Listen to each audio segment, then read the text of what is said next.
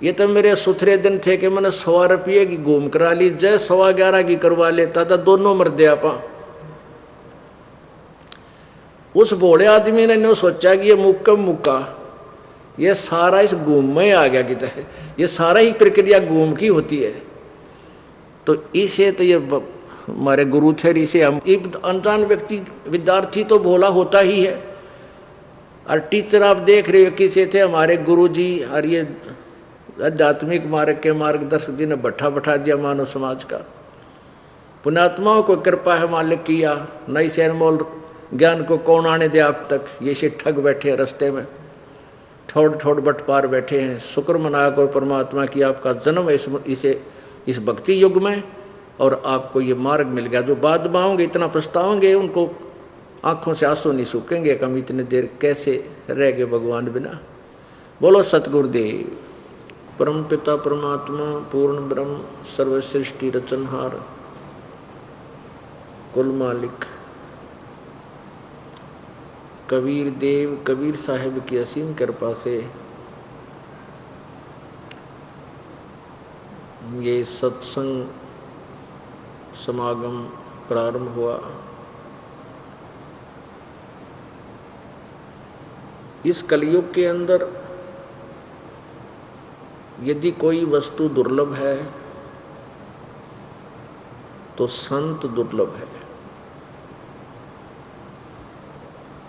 सत्संग दुर्लभ है, और सभी बकवादे सुलभ हैं। गांव-गांव में नगर नगर में शराब के ठेके उपलब्ध हैं, आराम से सुलभ है। वो विनाशक वस्तु सुलभ है। गाने बजाने मोबाइल के अंदर सब तरह की बकवादें, कई फिल्में सुलभ हैं। परमात्मा कबीर देव जी की कृपा से सत्संग सुलभ हो सकता है। पुण्यात्माओं, आपके ऊपर उस परम पिता की विशेष रजा है जो आप जी पहले से ही बहुत शीघ्र इस परमात्मा को पहचान गए और इनके चरणों में तुम आ गए। जितनी भी पुण्यात्मा देर से आएंगी वो बहुत पश्चाताप करेंगी, उनकी आंखों से आंसू नहीं सूखा करेंगे, उनके हाथ से पिछला गया हुआ जीवन, निकला हुआ जीवन उनको रह रह कर कचोटा करेगा और इन नकली संतों को, इन नकली ऋषि महर्षियों को कोसा करेगा।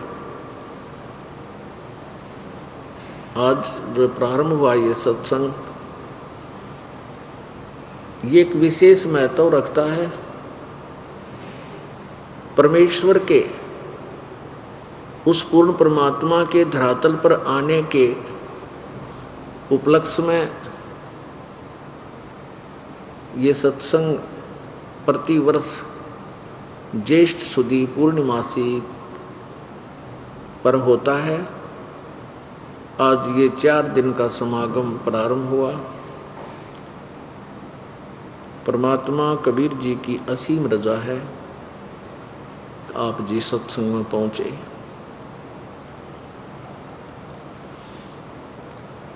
क्या बताते हैं, मात पिता मिल जाएंगे, मात पिता मिल जाएंगे, 184 माँ सतगुरु सेवा और ये बंदगी भाई फेर मिलन की ना। इस 84 लाख योनियों में माता भी मिलेगी, पिता भी मिलेगा। जैसे हम पशु योनि में जाएंगे तो वहाँ भी माता पिता मिल जाएंगे, पक्षी योनि को भोग रहे होंगे वहाँ भी माता पिता मिल जाएंगे। लेकिन सतगुरु सेवा, परम संत की शरण में रह कर के जो हम यहाँ कोई भी सेवा करते हैं, कोई शारीरिक सेवा है, कोई दान धर्म करते हैं, क्योंकि सतगुरु के बिना कोई भी किया हुआ दान हमें लाभ नहीं देता, वो निष्फल होता है। गुरु बिन माला फेरते, गुरु बिन देते दान, गुरु बिन दोनों निष्फल हैं, चाहे पूछो वेद पुराण। राम कृष्ण से कौन बड़ो, उन्हों भी गुरु कीन, तीन लोक के वे धनी, गुरु आगे आधीन। परमात्मा कबीर देव जी स्वयं ही एक तत्वदर्शी संत की भूमिका करने के लिए इस धरातल पर आते हैं। वो प्रत्येक युग में एक ऐसी लीला करते हैं, एक छोटे शिशु रूप में, बालक रूप में प्रकट होते हैं, धीरे धीरे बड़े होकर लीला करते हुए पूरा एक मनुष्य का जीवन जैसे जनसाधारण अपना कर्तव्य करके, अपने कर्तव्य कर्म करके निर्वाह करता है, एक पूरा जीवन व्यतीत करता है, ऐसे परमात्मा जनसाधारण के लिए उदाहरण बनता है कि परमात्मा प्राप्ति के लिए, भक्ति के लिए, जैसे मैं रिहर्सल करके तुम्हें दिखा रहा हूँ, आप भी ऐसे ही कीजिए, आपका मोक्ष निश्चित है। इन काल के दूतों ने, अज्ञानी ऋषि महर्षियों ने काल प्रेरणा से भक्ति मार्ग को इतना उलझा दिया, इतना कठिन बना दिया कि जनसाधारण उस क्रिया को नहीं कर सकता। और ये सब काल का जाल है। काल भगवान यही चाहता है कि इनको कोई यथार्थ ज्ञान ना हो। आज से लगभग 610 वर्ष पूर्व, 612 वर्ष पूर्व, सन 1398 में वो पूर्ण परमात्मा अपने सतलोक से चलकर यहाँ भारतवर्ष की पुण्य भूमि पर बनारस में, काशी में, बनारस यानी काशी शहर में लहर तारा नामक तालाब में कमल के फूल पर एक नवजात शिशु रूप धारण करके प्रकट हुए, सतलोक से आकर के यहाँ विराजमान हुए। उनको नीरू और नीमा नाम के एक दंपति जो निसंतान थे, वो अपने घर ले गए। पुण्यात्मा परमेश्वर के बारे में बहुत ही गलत धारणा पैदा कर रखी थी पूरे समाज में कि कबीर तो एक विधवा ब्राह्मणी का उत्पन्न हुआ था। रामानंद जी, महर्षि रामानंद जी के आशीर्वाद से वो उसको गर्भ रह गया था और वो फिर शर्म के मारे उस बच्चे को कहीं डाल आई थी और नीरू नीमा उसको उठा ले गए थे। अरे भले आदमी हो, इतनी सी बात कह जाने से कोई तथ्य सामने नहीं आ सकता, ना सच्चाई मानी जा सकती। उस बहन का कोई नाम होगा, उसके पति का नाम होगा, उसके माता पिता का होगा, कुछ तो होना चाहिए ताकि ये सिद्ध कर सकोगे कि वो ऐसी कोई घटना घटी थी। और 600 साल कोई ज़्यादा नहीं होते। ये बाबर रताई के इतिहास आज तक घोट रखे बड़का ने, पता नहीं कौन सा कद सारे वो लिख रखे। वो भी अवश्य आपके पास कहीं विद्यमान होता है यदि सच्चाई होती तो, लेकिन वह सच्चाई नहीं थी, वो कोरी झूठ थी। ना सतगुरु जननी जना उनके मान बापे, पिंड ब्रह्मंड से रहित है ना जाति नो ताप।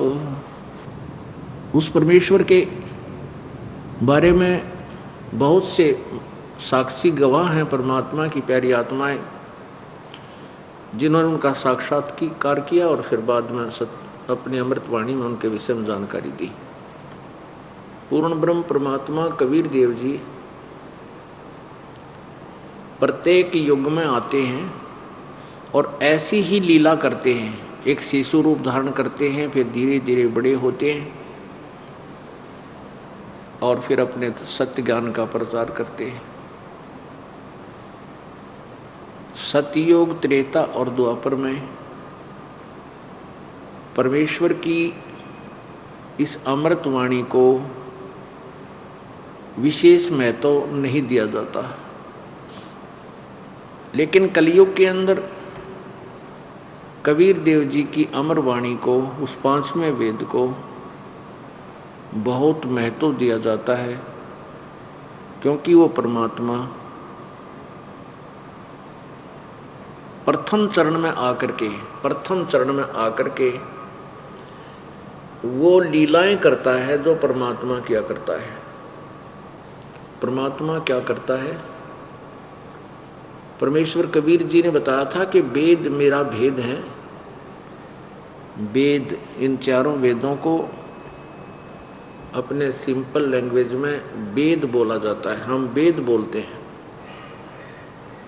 परमात्मा कबीर जी कहते थे वेद मेरा भेद है, मैं ना वेदन के माही,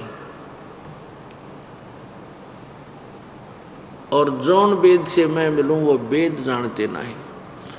ये चारों वेद मेरा ही गुणगान करते हैं, परंतु मैं वेदों में वर्णित विधि से मेरी प्राप्ति नहीं हो सकती।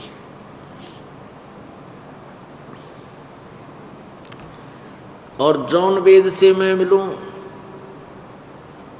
जिस वेद से यानी 5वें वेद सूक्ष्म वेद से मेरी प्राप्ति हो सकती है, अर्थात सतलोक जाया जा सकता है, उसको ये वेद जानते नहीं।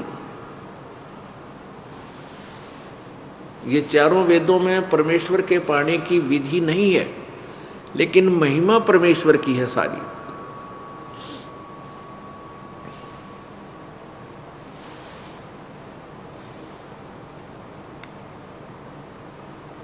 पुण्यात्मा, आप बहुत अच्छी श्रद्धालु हो। आप जी पहले से ही परमात्मा के लिए तड़फ रहे थे, भ्रम रहे थे। कोई किसी संत की शरण में था, उनको परम संत जान करके उनसे उपदेश प्राप्त आपने कर रखा था,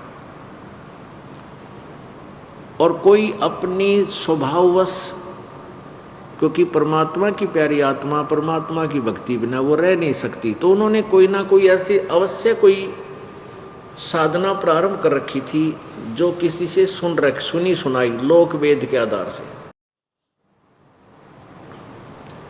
जैसे ये दास पहले हनुमान जी का पुजारी था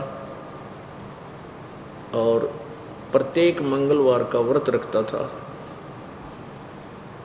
राजस्थान के अंदर सालासर एक गांव है, वहाँ पर हनुमान जी का एक मंदिर था, वहाँ जाया करते थे प्रतिवर्ष एक बार। हनुमान चालीसा 7 बार करता था और गीता जी का पाठ भी किया करता था। श्री कृष्ण अर्थात विष्णु जी इष्ट रूप में था, विष्णु जी इष्ट रूप में थे, और भगवान शंकर जी की भी विशेष आस्था थी उनके, उसके अंदर विशेष आस्था थी।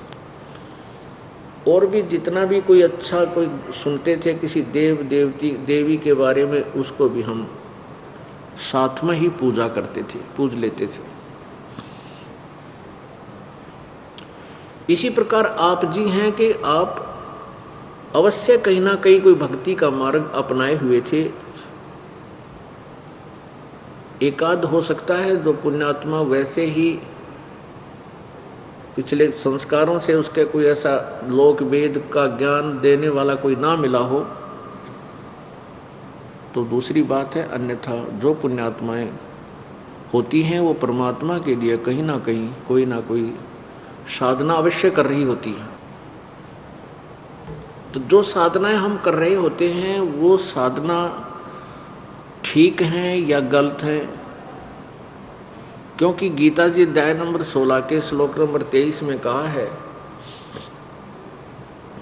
कि शास्त्र विधि को त्याग कर जो मनमाना आचरण करते हैं, मनमाना आचरण मीन अपनी मर्जी से जो भी किसी ने कुछ मंत्र दे दिया उसका जाप शुरू कर दिया, कोई किसी वार को व्रत रखता है, कोई सोमवार को, कोई मंगलवार को, कोई बृहस्पतिवार को।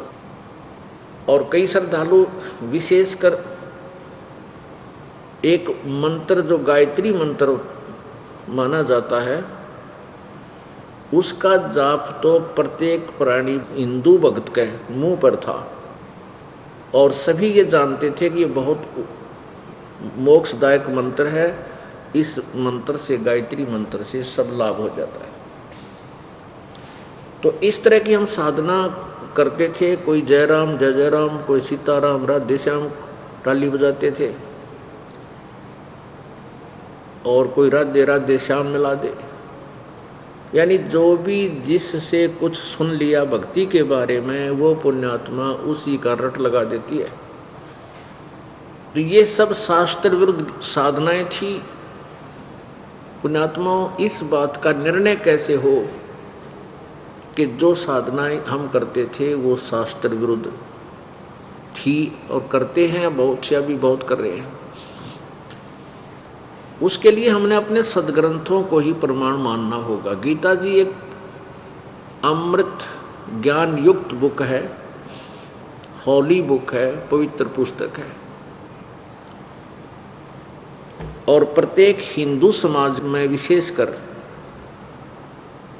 गीता जी का विशेष आदरणीय स्थान है। और हिंदू समाज के जो श्रद्धालु हैं वो तकरीबन गीता जी का पाठ नित्य करते हैं। वो किस उद्देश्य से करते हैं? इन नकली संतों ने, ऋषियों ने, इन कलयुगी संतों ने उस गीता जी का प्रारूप बिगाड़ दिया। उन्होंने अपनी सोच से लिख दिया कि गीता जी के दूसरे अध्याय का पाठ करे, प्रतिदिन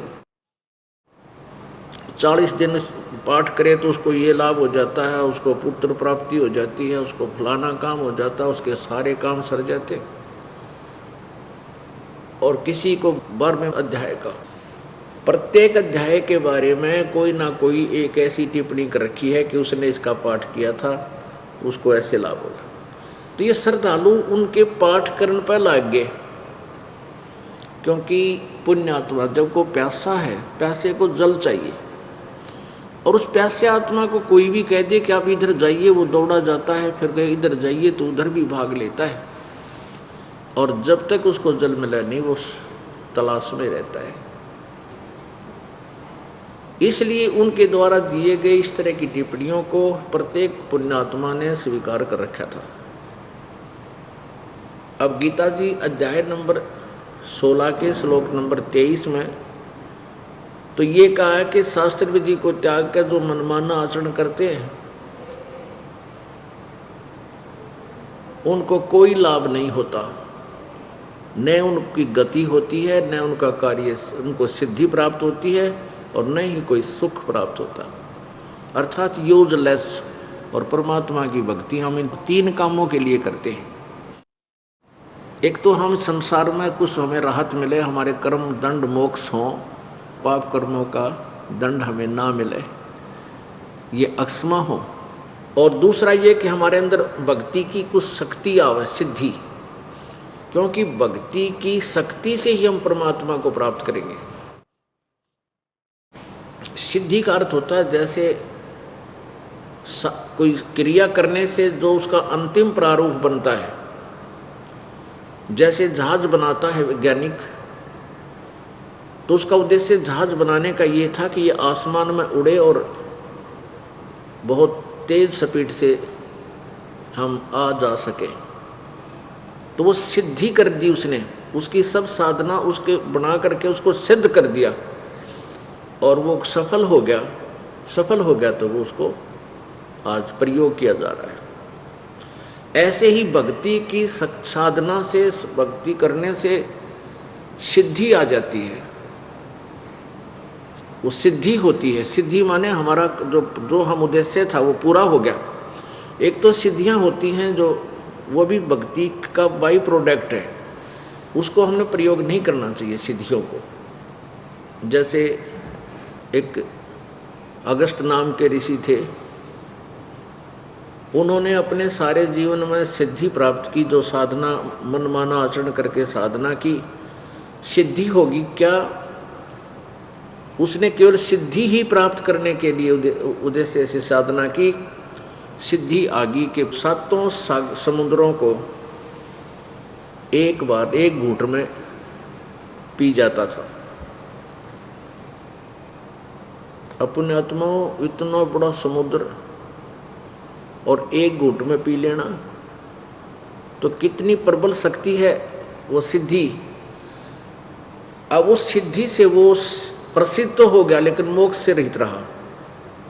ये सिद्धियां हमें नहीं चाहिए हमारी। जैसे गीता जी अध्याय नंबर 8 के श्लोक नंबर 8 से 10 तक यही बताया है कि जो उस परम अक्षर ब्रह्म की साधना करता है, उस दिव्य परम पुरुष परमात्मा की भक्ति करता है, उस परम संत से उपदेश लेकर के वो भक्ति की सिद्धि की शक्ति से, भक्ति की शक्ति से यानी वो सिद्धि से उस परमात्मा के पास पहुंच जाता है। हमारी ये भक्ति, हमारी साधना, ये विमान का काम करेगी। आप जब यहाँ से चलोगे, आपकी भक्ति में इतनी शक्ति आ जाएगी आपकी आत्मा में कि वो भक्ति की शक्ति ही हमें ऊपर लेकर जाएगी। तो 16वें अध्याय के 23वें श्लोक में कहा कि जो शास्त्र विधि को त्याग कर, यानी जो सदग्रंथों में लिखी हुई साधनाएं उनको ना करके अपनी मनमर्जी से किसी भी संत ने कोई भी नाम दे दिया, उससे की रट लगा दी, या कोई वैसे किसी से सुन लिया उसकी रट लगा दी, तो उससे उसको कोई ना तो सुख हो, ना सिद्धि प्राप्त हो, और ना ही उसकी गति हो, मोक्ष नहीं हो सकता। तो यूजलेस, व्यर्थ। फिर गीता जी अध्याय नंबर 16 के ही श्लोक नंबर 24 में तुरंत ही कहा है कि इससे तेरे लिए अर्जुन कर्तव्य और अकर्तव्य की व्यवस्था में शास्त्र ही प्रमाण है।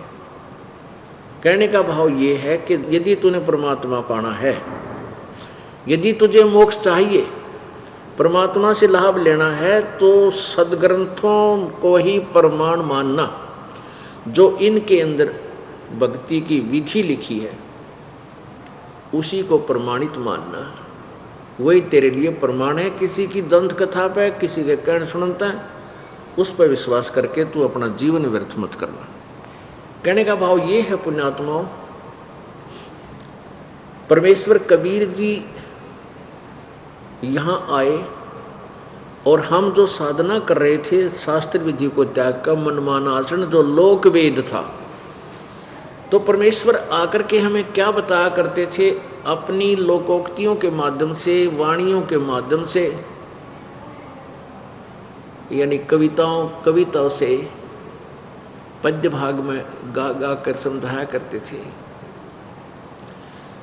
अपने आप एक संत की भूमिका की, आप ही एक भक्त बने, दास बने, कि एक साधु में, एक संत में यानी भक्त में कैसे लक्षण होने चाहिए, कितना विनम्र हो, कोई अच्छा कहे चाहे बुरा कहे, यदि आपको पता है कि हमारी क्रिया सही है, निर्णय आपने कर लिया है कि हमारी जो साधना और हमारा ज्ञान सही है, तो कोई कुछ भी आपको कहता रहे, आपको कोई परवाह नहीं करनी चाहिए। तो वो सब लक्षण परमात्मा कबीर जी में ही थे। जब वो परमेश्वर यहाँ 120 वर्ष रहे, तो उसमें वो अपने ऊपर बोलकर वाणी हमें समझाया करते थे। पीछे लग गया जाऊं था मैं लोक वेद के साथ, रस्ते में सतगुरु मिले दीपक दे दिया हाथ।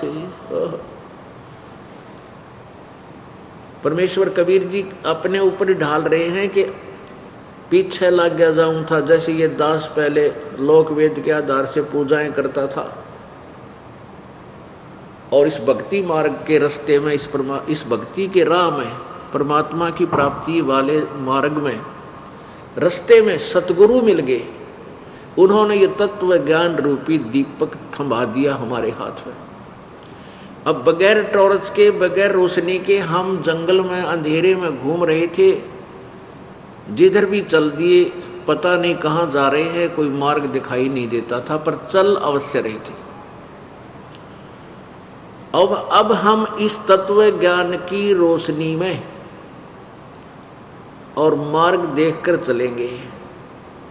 हम इधर उधर ऊबड़ खाबड़ रास्तों पर नहीं जा सकते, तो हम सफल होंगे, अन्यथा हम यहीं रह जाते और असफल हो जाते। परमेश्वर कबीर जी कहते हैं कि पीछे लग गया जाऊं था मैं लोक वेद के साथ,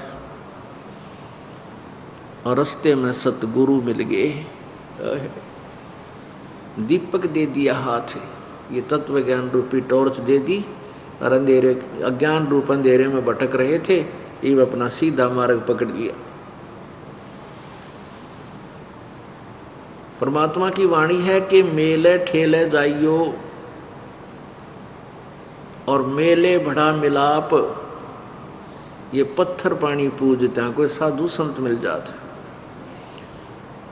अब क्या बताया है कि जिनको परमात्मा की चाह है वो अवश्य कहीं ना कहीं भटक रहे हैं, चाहे वो कहीं से उपदेश भी लिए हुए फिर भी उनकी संतुष्टि नहीं है, और फिर वो जहाँ पर भी कोई संत समागम होता है या कोई ऐसा धार्मिक आयोजन कहीं पर अनुष्ठान हो रहा होता, वो अवश्य जाते हैं। तो परमेश्वर कबीर जी हम ये समझाना चाहते हैं कि आप जी प्रयत्न छोड़ मत देना परमात्मा के पाने का। परमात्मा की चाह अंतिम श्वास तक बनी रहे, और इन समागमों में जहाँ पर ये मेले, धार्मिक मेले भरते हैं, सत्संग होते हैं, जैसे तीर्थ धामों पर जाते हैं धार्मिक लोग, कहीं मंदिरों में जाते हैं, तो कहते हैं कहीं हो सकता है इन पत्थर पानी पूजते समय कोई संत आपको वहाँ मिल जाए। अर्थात कहने का भाव ये है कि लोक वेद के आधार से साधना करते करते सतगुरु यानी संत भी मिल जाता है। जो घर से निकलते नहीं परमात्मा की जिनका चाहे कोनी, तो उनको कठिन हो जाता है। जिनको चाह है भगवान की, और जैसे अब पुण्यात्मा में कहीं ना कहीं किसी ना कोई साधना या संत से वो जुड़े हुए थे, अब उनको ये यथार्थ ज्ञान हो रहा है तो वो दौड़ दौड़ कर आ रहे हैं। इस दास के द्वारा निकाले गए निष्कर्ष उस तत्व ज्ञान को समझ कर पुण्यात्माएं शीघ्र ही यहाँ पहुँच रही हैं।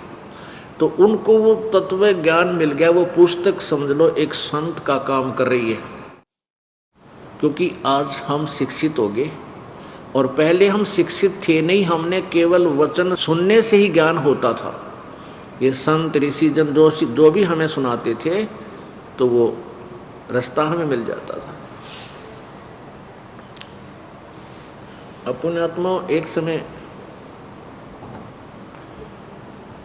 एक वीर देव सिंह बघेल काशी नरेश था। वीर देव सिंह बघेल बनारस का राजा था, नरेश था, और वो धार्मिक प्रवृत्ति का था।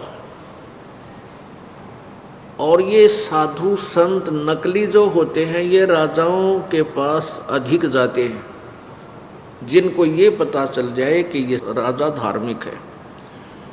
और पहले सभी राजा धार्मिक हुआ ही करते थे।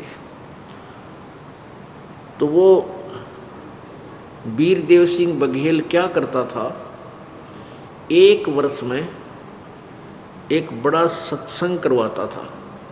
उसको किसी ने बता दिया था कि आप साधु संतों को बुलाओ, उनके वहाँ आएंगे, आपके यहाँ अपनी कोई भजन करेगा, कोई सत्संग सुनाएगा, आपको बहुत पुण्य मिलेगा, फिर उनको दक्षिणा दे देना, देते रहना। तो उसका जो बताने वाला था उसका भी स्वार्थ निहित था, क्योंकि जो उनके पास गुरु रूप में विद्वान होता है राजा के पास, तो उसको तो दक्षिणा न्यारी में ला कर गणी अधिक, और कोई आ जाते हैं उनको भी दक्षिणा मिलती है।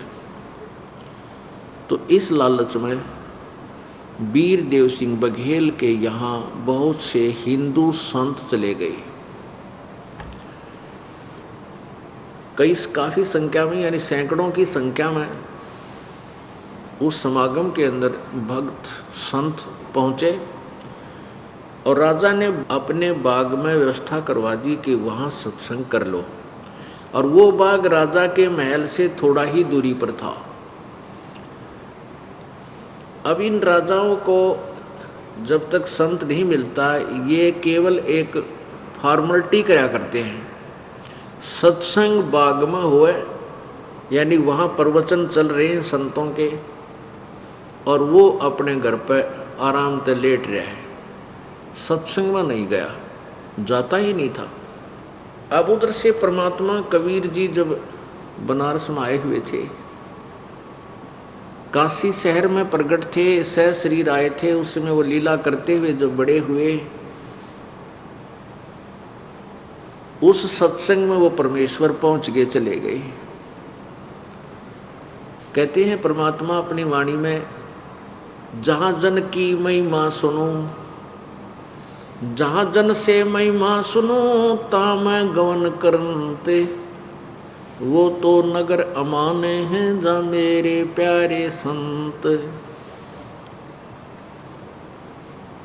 तो परमात्मा कहते हैं जहाँ भी प्रभु की चर्चा होती है वहाँ मैं अवश्य पहुँच जाता हूँ, गुप्त प्रगट या गुप्त रूप में। तो वहाँ परमात्मा चले गए, दाढ़ी बड़ी हुई, सफ़ेद वस्त्र, और जाके परमात्मा बैठ गए कबीर देव जी। अब सभी संत भक्त, कुछ श्रद्धालु भक्तजन भी वहाँ, श्रोता भी बैठे थे। तो सभी संतों ने अपने अपने विचार व्यक्त किए, सत्संग सुनाया। और वीरदेव सिंह बघेल विष्णु जी के उपासक थे, जैसे हम सभी थे। कभी विष्णु जी के तो विशेष इष्ट रूप में हम पूजा करते थे, साथ में शंकर भगवान की भी पूजा, हनुमान जी की भी पूजा, बाबा श्याम जी की भी पूजा, यानी इस तरह के ये ढेर सारे और भी हमने धार्मिक अनुष्ठान किया ही करते थे। हमने इनका दोनों सब तरह से क्रिया किया करते थे। तो ऐसे ही वो वीर सिंह बघेल भी कर रहा था। तो वहाँ चर्चा, प्रत्येक संत ने वो एक घिसी पिटी बातें कही कि भगवान विष्णु जी सर्वेश्वर हैं, महेश्वर हैं, ये सारी सृष्टि के रचनहार हैं, और यही तीन रूप धारण करके सृष्टि, स्थिति और संहार करता है। कुछ एक भगवान शिव जी को बता रहे थे कि भगवान शिव जी सर्वेश्वर है, महेश्वर है, ये महादेवों के देव महादेव हैं, यही सारी सृष्टि के रचनहार हैं, और यही सर्वेश्वर है, सर्व सृष्टि करता है। कोई श्री रामचंद्र जी को परमात्मा बता रहे थे, ये परब्रह्म अवतार हैं, ये ऐसा थे वैसे थे। ब्रह्मा विष्णु महेश अजरो अमर है, इनकी कोई माता पिता नहीं है, ये लोक वेद था। अब परमेश्वर वहाँ विराजमान थे एक भगत के रूप में। तो किसी ने उन संतों को कह दिया कि ये कबीर बैठा है, ये बहुत अच्छा ज्ञान सुनाता है, बहुत सुरीली आवाज़ है, बहुत अच्छे शब्द गाता है। तो उन संतों में से एक जो मुखिया था, उसने कहा, भगत जी आप भी कुछ विचार व्यक्त करो, हमने सुना कि आप भी प्रचार करते हो, प्रभु की महिमा गाते हो। अब परमेश्वर कबीर जी ने कहा कि महात्मा जी आपने तो बहुत कुछ सुना दिया संगत को, अब सूर्य को दीपक क्या दिखाऊं? आपने तो बहुत ज्ञान दे दिया, फिर मैं एक छोटा सा जीव सूरज के सामने दीपक क्या दिखाऊं? अब मैं क्या बोलूं। तो उन्होंने सबने कहा कि नहीं नहीं कुछ तो सुनाओ आप। यानी जितने भी वो संत आ रहे थे सब ने ही बार बार उनको परमात्मा से कहा नहीं नहीं कुछ तो ज्ञान दो, कुछ तो बताओ। परमात्मा बोले पर करड़ी छाती करके सुनियो मेरी बात ने, और भाग मत लेना, मैं सुनाने लगूं तुमसे सहन नहीं होगा। तो वो कहने लगे सहन क्यों नहीं होगा, आप ज्ञान सुनाओ। तब परमात्मा ने बताना शुरू किया कि ब्रह्मा विष्णु महेश ये अविनाशी नहीं है, इनका जन्म और मृत्यु होता है। ये सर्वेश्वर नहीं है, ये मृत्युंजय नहीं है। अब पुण्यात्माओं, यह तक कुनीन की गोली थी। कुनीन, रोगी को कुनीन खिलाना अति आवश्यक होता है जिसका मलेरिया बुखार हो। और मलेरिया ज्वर वाले को कोई मीठी गोली देता है या कोई और खाद्य पदार्थ देता है तो रोग नाश नहीं हो सकता, उन कुनीन से ही होगा।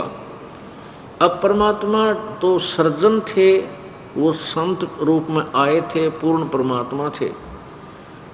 और डॉक्टर जो होता है किसी का रोग देख लेगा तो उसको तुरंत सलाह देगा कि ये टैबलेट खा। अब ये बात सुनकर वो तो सारे बिदक गए, और कोई कुछ कहे और कोई कुछ कहे, तेरा दिमाग खराब है, तू कौन सी जाति से है, तू कौन से धर्म से संबंध रखता है, तूने ये क्या कह दिया और वो क्या कह दिया। परमात्मा ने 1 घंटे में बहुत कुछ उनको सुना दिया। तो उनमें से एक जाकर के राजा के कान भर दिए, वीरदेव सिंह के, वीरदेव सिंह बघेल के, कि हे राजन, एक कबीर नाम का एक भक्त है और उस नेता सारा नाश कर दिया सत्संग का, और वो तो न्यू कहे है ब्रह्मा विष्णु महेश नाशवान है, इनके माता पिता हैं, वो पूर्ण परमात्मा ही पूजा के योग है, वो पूर्ण परमात्मा और है। हे भगवान, हे राजन, हमने कदे सुना ना देखा, देख कैसी बात कर रहा है, उसको सजा देनी चाहिए ऐसे पामर व्यक्ति को। राजा बोला वही लाओ बुला के। वीरदेव सिंह बघेल ने 2 सिपाही भेज दिए, कहा कि लाओ और उसको बुला करके कबीर को। सिपाही ना कर कहा कि चलो आपको राजा बुलाता है। और साथ में वो संत जो कान भरकाया था। परमात्मा बोले भाई हम हैं फक्कड़ फकीर और मैं हूँ गरीब आदमी, अपना धंधा करके खाता हूँ, जुलाहे का काम करता हूँ, कपड़ा बुनता हूँ, रोजी रोटी करता हूँ, मेरे मन ने राजा से कोई लेन देन नहीं। यदि राजा को आवश्यकता है तो मेरे पास आ जाओ। अब ये गए, फिर वो संत भी और वो सैनिक भी जाकर कहने लगा राजा उसका तो दिमाग खराब हो रहा है। और वो तो नहीं कहा मैं के जानू, इसे राजा 300 देखता हूँ, यानी और नमक मिर्च ला दिया। और कहते हैं, कहता है इस राजा को आवश्यकता तो मेरे पास आ जाएगा।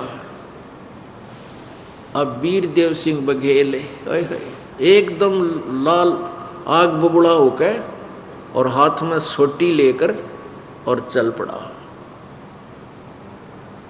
अब पुण्यात्माओं कहते हैं 100 छल छिद्र मैं करूं अपने जन के काज। कबीर परमात्मा ने उस प्यारी आत्मा को निकालना था उस दलदल से, ये सारा खेल किया। अब परमात्मा कबीर जी ने क्या किया, जब वीरदेव सिंह बघेल रह गया 50-100 फुट दूरी पे, तो परमेश्वर अपनी जमीन से 1 हाथ ऊपर यानी 1.5 फुट ऊपर उठ गए, 1.5 फुट ऊपर विराजमान हो गए, नीचे कुछ वस्तु नहीं। और वो केवल राजा को दिखाई दे रहे हैं इस पोजीशन में। अब राजा ने देखा है वो हो, ये तो जमीन से भी ऊपर बैठा है। अब या तो कह तो राजा लाल पीला हो रहा था, क्रोधित, और आते ही हाथ जोड़ लिए, माथा टेक्या। अब परमात्मा ने पता इसका क्या औकात इस जीव की, एक छोटी सी अनहोनी को देखकर समर्पण कर दिया। कहने लगे ओह ये तो परमात्मा ही हैं। यानी हम इन सिद्धियों को महत्व देते हैं। जैसे एक सिद्धि आकाश से उड़ जाई, एक सिद्धि जल पैर न लाई, एक सिद्धि कुछ खावन पीवे, एक सिद्धि जो बहुजग जीवे, एक सिद्धि बहुचोले धार है, एक सिद्धि नितत्व विचार है। इस प्रकार की 24 सिद्धियां इस मंत्र से आ जाएंगी जो ये मंत्र आपको दिया जाता है। तो गरीबदास साहिब जी ने कहा है कि इन 24 को ना मन चावे, सो हंसा सतलोक सिद्धावे, और प्रासिद्धि पूर्ण पटरानी, सतलोक की कहो निशानी। सतलोक सुख सागर पाया और सतगुरु भेद कबीर लिखाया। यानी परमेश्वर कबीर जी के पास असंख्य सिद्धियां हैं, और यहाँ के भगवान के पास भी किसी के पास 2 सिद्धि है, किसी के पास 4 सिद्धि है, किसी के पास 8 सिद्धि है। यहाँ 8 से ऊपर सिद्धि नहीं है कोई भी। तो उन सिद्धियों में से अपने आप परमात्मा ने वो एक सिद्धि दिखाई। अब कहते हैं 100 छिद्र मैं करूं अपने जन के काज, इस पर इसको देख करके वीरदेव सिंह बघेल नतमस्तक हुए और कहने लगे महाराज मुझे अक्षमा कर देना। परमात्मा बोले भाई आपने मेरा कोई अपराध किया नहीं, मैं के आपको अक्षमा करूं? हाँ कोई चर्चा करनी है, कोई बात है मुझे बता। कहने लगे भगवान ये सभी ये कह रहे हैं कि आप हिंदू धर्म के विरुद्ध बातें करते हो। परमात्मा बोले नहीं, हिंदू धर्म के विरुद्ध ये सभी बातें करते हैं, ये शास्त्र विरुद्ध ज्ञान दे रहे हैं, इनको पुराणों का भी पता नहीं, ये पुराणों की आड़ में आज गुणगान कर रहे हैं विष्णु और भगवान शिव जी का। ये पुराणों से भी परिचित नहीं है जो आपके ये जितने भी संत बैठे हैं। अब वो रुष्ट हो गए कि राजा बड़े शौक से सुन रहा है इनकी बातों को।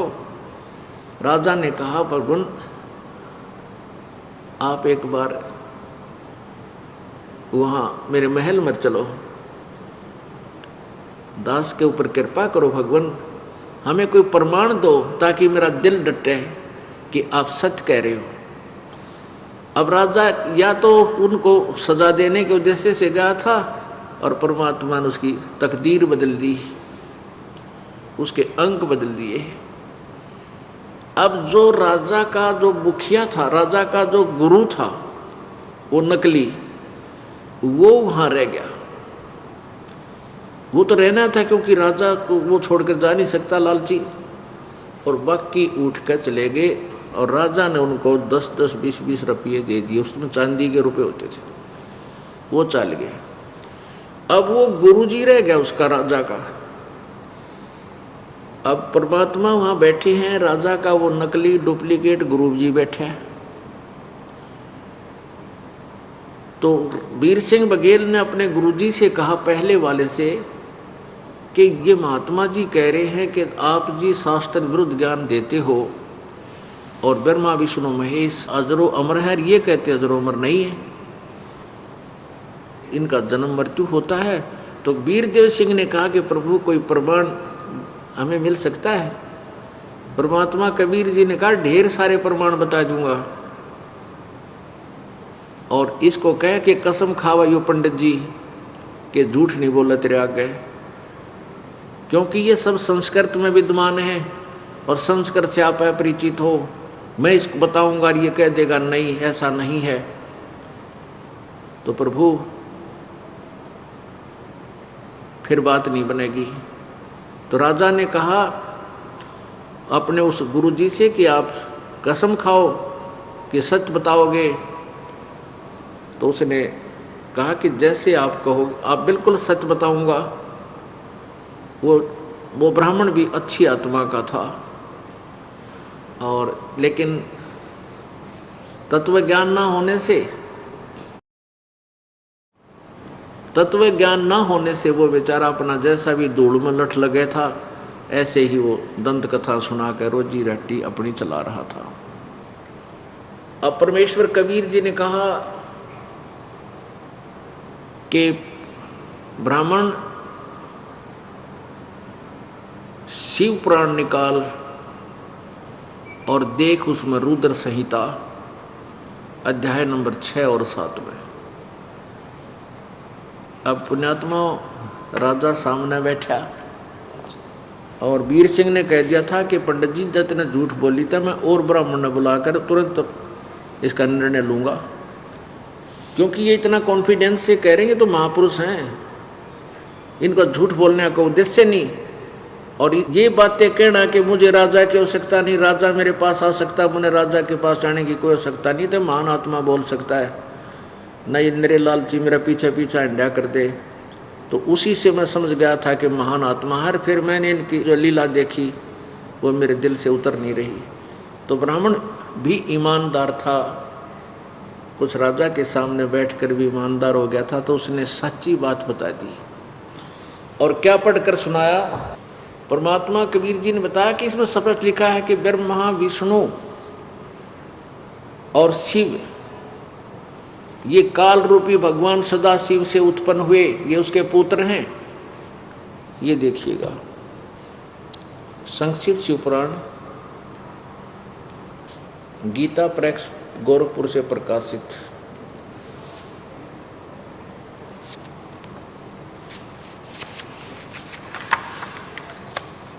संक्षिप्त शिवपुराण सचित्र मोटा टाइप केवल हिंदी, संपादक हनुमान प्रसाद पोदार। और कहाँ से ये प्रिंट हुई है? प्रकाशक में मुद्रक हैं, गीता प्रेस गोरखपुर, गोविंद भवन कार्यालय कोलकाता का संस्थान।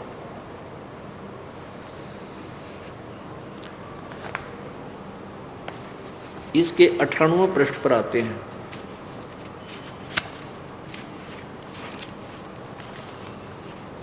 ये देखिएगा रुद्र संहिता संक्षिप्त शिवपुराण 98वें पृष्ठ पे, और अध्याय नंबर ये 5 समाप्त होता है। इसके आखिर से शुरू करते हैं। अपने पुत्र नारद की यह बात सुनकर लोक पितामह ब्रह्मा वहाँ इस प्रकार बोले। ये अध्याय नंबर 6 में ब्रह्मा जी ने कहा, ब्रह्मन देव श्रोमणे, तुम सदा समस्त जगत के उपकार में ही लगे रहते हो। तुमने लोगों के हित की कामना से यह बहुत उत्तम बात पूछी है।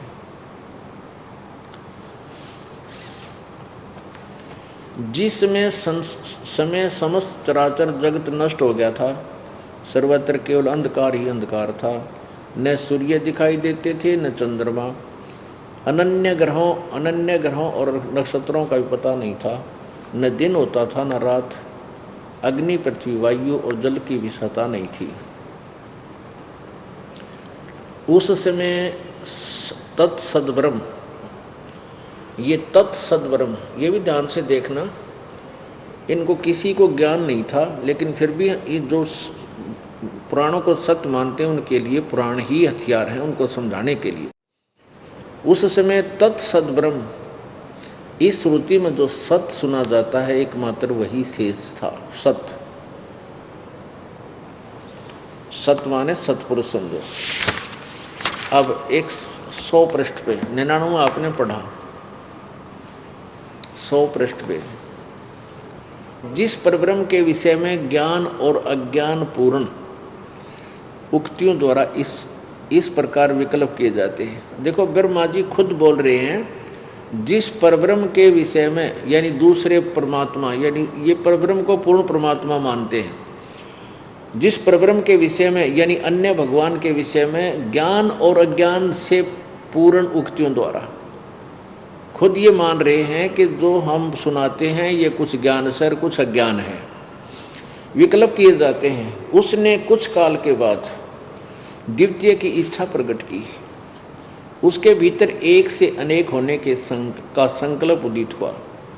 तब उस निराकार परमात्मा ने, अब सब भगवान को निराकार मानते हैं और कहते हैं वो आकार में फिर कैसे कौन बना, तब उस निराकार परमात्मा ने अपनी लीला शक्ति से अपने लिए मूर्ति माने आकार की कल्पना की। वो आकार में आ गया। वो कौन बन गया? जो मूर्ति रहित परम ब्रह्म है, जो मूर्ति रहित परम ब्रह्म है, श्रेष्ठ भगवान है, उसकी मूर्ति।